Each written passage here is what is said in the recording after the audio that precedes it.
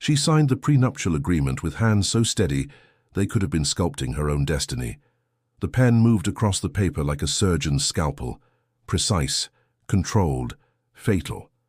While he watched with the satisfaction of a man who believed he was purchasing perfection, she calculated exactly how much each signature would cost him in the end. Have you ever watched someone appraise you like an object in a gallery? His collector's eye moved over her with the precision of an art dealer examining a rare painting. The angles of her collarbones, perfectly symmetrical, the pedigree of her education, Harvard Law with summa cum laude honors, gleaming on her resume like a certificate of authenticity. But what he saw as acquisition, she saw as infiltration. 20 years of planning had led to this moment. 20 years of watching him destroy everything her father had built, while she prepared to become the architect of his downfall. Her wedding dress hung in the closet like white armor, each pearl button a small shield against the war she was about to wage. The guest list read like a who's who of corporate power. Board members with their polished smiles and calculated handshakes, partners who had traded their souls for stock options. Each face would become a potential ally in his coming destruction. Each handshake at the reception was reconnaissance, each smile a promise of what was to come. He introduced her with the pride of a collector unveiling his latest acquisition. "My beautiful wife," he would say, his hand possessive on her shoulder. "Brilliant, accomplished, and thankfully, she chose me." She memorized every face that would witness his downfall. The senator's wife who had lost her family farm to his development company, the judge's daughter whose scholarship fund had been dissolved to pay for his third yacht. The moment she said "I do" carried the precision of a surgeon making the first incision. Her voice was steady, clear, beautiful. He heard a vow of love and devotion. She heard the death sentence of his empire, delivered in her own voice with perfect pitch and timing. What the camera couldn't capture was the way her fingers traced the outline of the phone in her bouquet, already prepared to make the first call that would begin his destruction. You know what it feels like to be beautiful but invisible, don't you? To have someone look at you and see only what they want to see, never who you actually are. She perfected the art of appearing diminished while systematically cataloguing his weaknesses. She studied the way he dismissed waiters with a flick of his wrist, never looking at their faces. She memorized the casual cruelty in his voice when he spoke about competitors. She documented his complete absence of empathy when discussing the collateral damage of his business deals. He needed to own what others envied. At corporate parties, he introduced her like showing off a championship trophy. She speaks 4 languages fluently. She could have worked anywhere, chosen anyone, but she chose to be with me. What he didn't realize was that she was studying every competitor in the room, cataloging their relationships, their potential value as allies in the war she was preparing to wage. The monthly allowance he gave her felt like puppet strings in his hands. What he saw as control, she recognized as the rope she would use to hang him when the time came. Every dollar he transferred was another investment in his own destruction, funding the research and preparation that would eventually bring him down. She became the perfect accessory to his success, beautiful enough to make other men envious, accomplished enough to reflect well on his taste, silent enough to never challenge his narrative of superiority. But behind her grateful smiles, she was mapping every weakness in his armor, preparing for the moment when she would stop being his decoration and start being his destroyer. While he slept beside her, exhausted from another day of destroying lives for profit, she excavated the financial records that would become his archaeological dig site. Midnight became her hunting hour.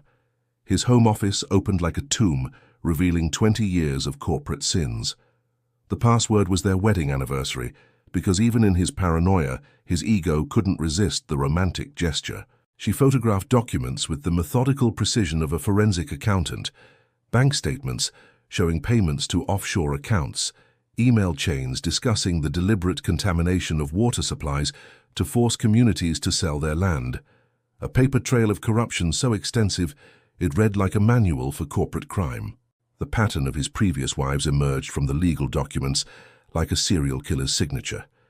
Each one had been carefully selected, systematically isolated, and eventually discarded. The settlements were sealed with NDAs, but she had already found ways around those legal agreements, because what he didn't know was that she had been planning this longer than he had been destroying lives. Each woman had been offered enough to disappear, and each had taken the deal rather than face the war that fighting him would require. But she was different. She had come prepared for war. The safe behind the Monet contained his most guarded secrets: account numbers for offshore holdings, correspondence with government officials who had been bought and paid for like furniture, evidence of the hostile takeover that had destroyed her father's company, including recorded phone calls where he laughed about the heart attack that had killed the man who had built everything he was now stealing. She accessed it with combinations derived from dates he thought she had forgotten: the anniversary of their first meeting, the day her father's company filed for bankruptcy, the date her father's heart gave out from the stress of losing everything. He had stolen more than money. He had stolen her father's life, her family's security, her own chance at happiness. Have you ever had to smile while planning your own liberation? She delivered an Oscar-worthy portrayal of satisfaction at every charity gala, every corporate dinner. But while others saw her apparent contentment, she was networking with journalists who would later become his executioners. She cultivated relationships with investigative reporters by expressing concern about corporate responsibility. She volunteered with organizations that provided legal aid to victims of corporate crime. His growing addiction to her apparent adoration made him careless with information he should never share. He began confessing business strategies over intimate dinners, describing illegal operations while she traced patterns on his chest. He bragged about hostile takeovers during quiet moments in bed, revealing hidden assets while she appeared to be falling asleep in his arms. The dinner party revelations became her greatest source of evidence. Surrounded by other wealthy men eager to impress each other, he would brag about destroyed competitors with casual pride.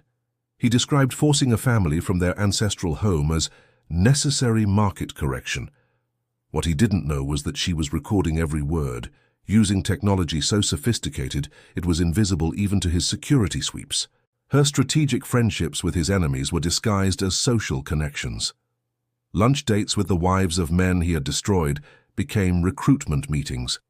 Coffee with journalists became intelligence briefings.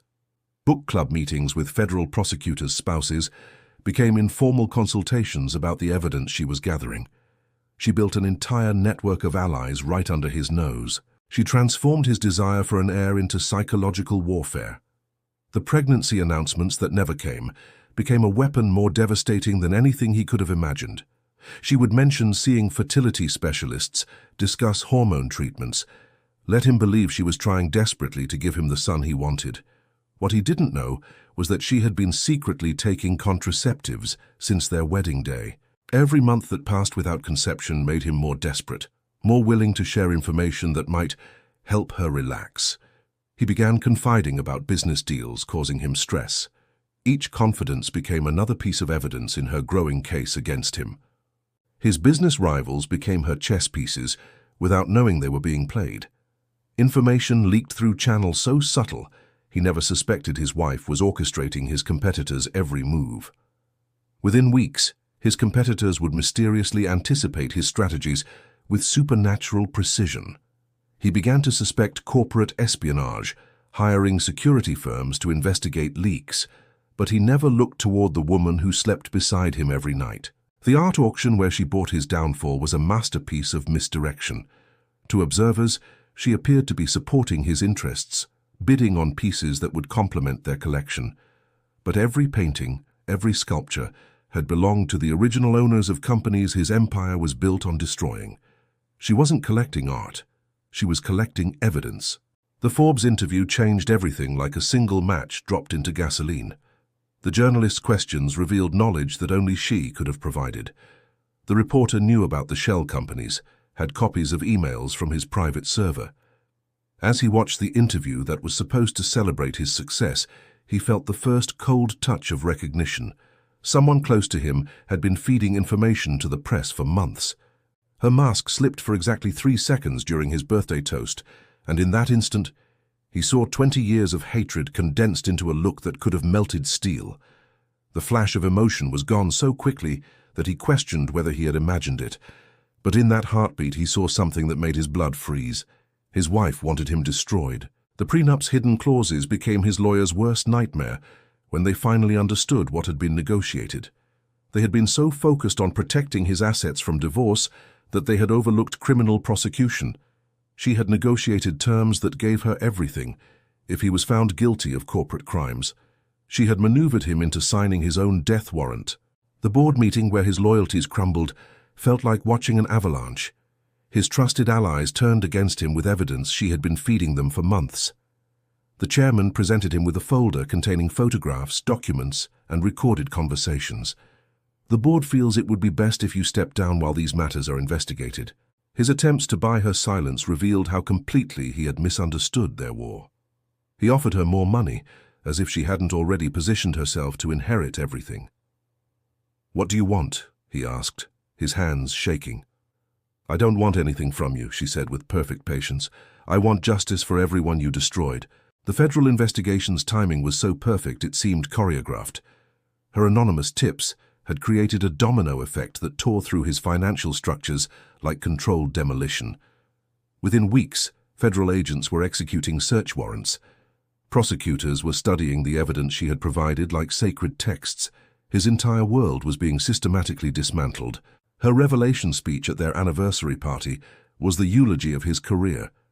The event was supposed to mark 5 years of perfect marriage. Instead, it became the venue for the most comprehensive confession in corporate history. She stood before his most powerful associates and began naming names, revealing crimes, exposing the network of corruption that had made their wealth possible. The moment his empire collapsed into her hands was architectural in its precision. She hadn't used force or violence. She had simply allowed the legal structures he had created to protect himself to become the cage that trapped him. His own contracts had all been turned against him with surgical precision. Taking control of the companies felt like performing surgery on a cancer patient. Every division had been contaminated by his methods. Corporate policies were rewritten to prioritize environmental responsibility. Executive compensation was restructured to eliminate bonuses that had incentivized criminal behavior. The employees he would have fired now worked for her, rebuilding their careers on the foundation of his fallen empire. His final desperate gambit revealed how completely he had misunderstood her character. Facing criminal charges, he tried to shame her for marrying him under false pretenses, not understanding that the public saw her as a hero for sacrificing 20 years of her life to bring a criminal to justice. Her choice between mercy and justice came during their final private conversation. For the first time since she had revealed her true identity, he looked at her with something that might have been love. "After everything we've shared, do you feel anything for me at all?" She studied his face, seeing perhaps the man he might have been if he had chosen a different path. "I feel satisfied," she said finally. "Not happy, not vindicated, just satisfied that the balance has been restored." The small company that rose from the ashes carried her father's name exactly as it should have 20 years ago. She used the profits from his criminal enterprise to rebuild what he had destroyed. Factories that had been closed were reopened with modern equipment and living wages. Environmental damage was remediated. Pension funds were restored with interest. The prenup's final clause, revealed only after all proceedings were complete, showed the true genius of her plan.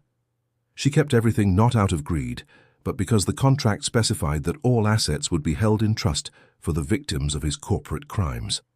She had never intended to profit from his destruction. She had intended to ensure that his destruction would profit everyone he had ever harmed. His final recognition came during a supervised visit with his youngest daughter. She was telling him about her new school, funded by the foundation his ex-wife had created. "She's not trying to punish you, Dad," his daughter said with devastating simplicity. "She's trying to fix what got broken." In that moment, he understood the true architecture of what had happened. She had never been his possession but his judge, arriving 20 years late to deliver a verdict he had earned with every life he destroyed. The prenuptial agreement now hung framed on her office wall, not as a trophy but as a reminder that some contracts are written in blood and paid for in souls. This story touched something deep inside you, didn't it? Maybe you felt invisible in your own life, underestimated by people who should have known better. Maybe you've had to be strong when you wanted to break, patient when you wanted to rage, strategic when you wanted to simply survive. Your story matters too. Your quiet strength, your hidden intelligence, your capacity to endure and overcome challenges that would have broken someone with less character. These are not small things. They are the foundation of every victory that truly counts. Sometimes the most powerful revenge isn't revenge at all. It's simply allowing people to experience the full consequences of their own choices. Sometimes the greatest victory isn't in destroying your enemy, but in building something beautiful from the ashes of their empire. And sometimes the woman everyone assumes is the prize is actually the one keeping score, waiting patiently for the moment when justice and mercy can finally meet in the same room. Because sometimes, in a world that treats people like objects, the most revolutionary act is remembering that you're human,